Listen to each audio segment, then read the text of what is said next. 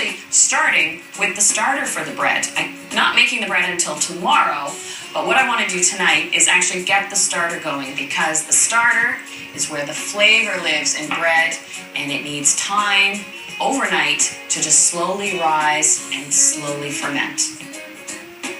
And I start with a cup of water that is just at body temperature, or about 105 degrees Fahrenheit is the temperature that really gets yeast started.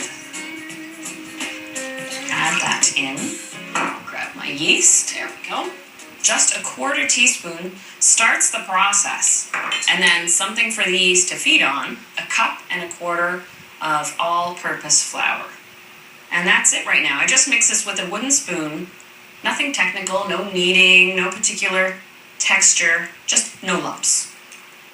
And the longer you can draw out that rising process, the better the flavor, the nicer the bubble structure in your homemade bread. So I'm actually going to slow down the fermentation, even though I've just got it started, by putting it in the refrigerator overnight.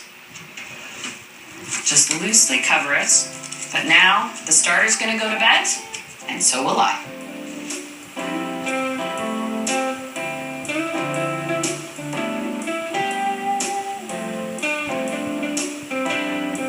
It's a new day, and I'm ready to make my ciabatta bread.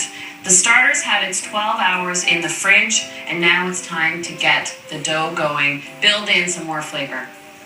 I'll measure 2/3 of a cup of water, again, at just above body temperature.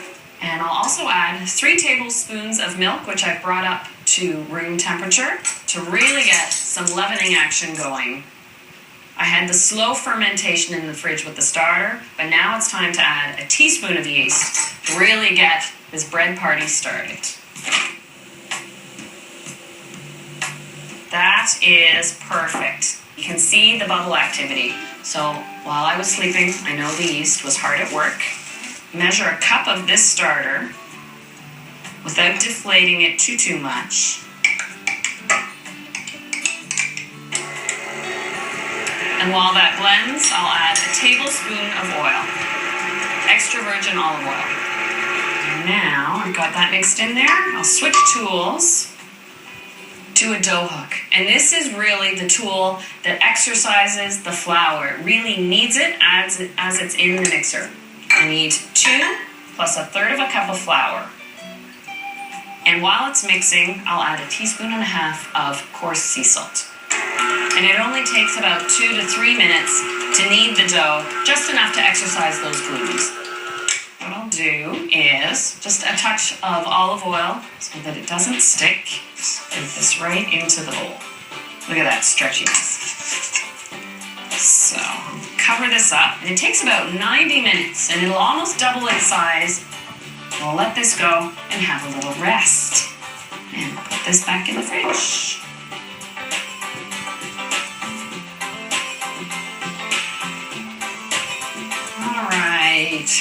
Let's take a peek at the dough. Look at how it's changed in size. Let me dust my work surface. It's ready to turn it out and shape. And you can feel it's really stretchy. Look at that. Oh, look at that bubble there. That's the stuff we're after. It's going to make a beautiful, airy hole with a nice crusty exterior to it. And just slice it down the middle. But what I like to do for that rustic effect is sprinkle the parchment with cornmeal, so that way it sticks on the bread as it bakes, giving it a little extra crunch and crust to it. And then give it that signature shape that makes it a ciabatta loaf. Give them another 90 minutes to rise. But I don't want to cover them directly with plastic wrap, but I have to protect them so they don't dry out.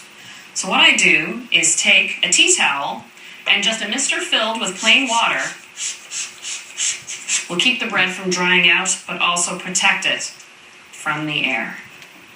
Let them take that 90-minute nap, and then it'll be time to pop them in the oven.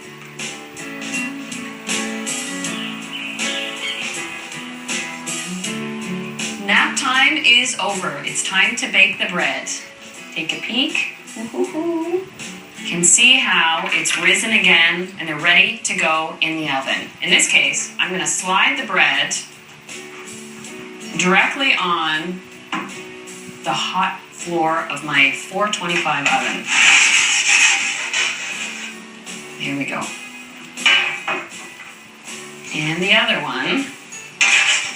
And then very quickly, grab my bottle full of water and steam inside the oven. And close it right away. So now I've got moisture in the oven, and that last bit of moisture with the hot oven is really what sets a beautiful crust. You get a natural shine to it and a nice crispy exterior to the bread. After 10 minutes, I'll open the oven just a little bit, spray another round of mist, close it, and then that's it for the steam. The oven will dry out, and after 20 to 25 minutes, you get a nice even golden brown on the top of your ciabatta slipper breads, and you let it cool. The hardest part about bread is to be patient. After you've taken it out of the oven, you want to let it cool at least 15 minutes before you slice it. That will go beautifully well with my roasted vegetable lasagna, which I'm making next.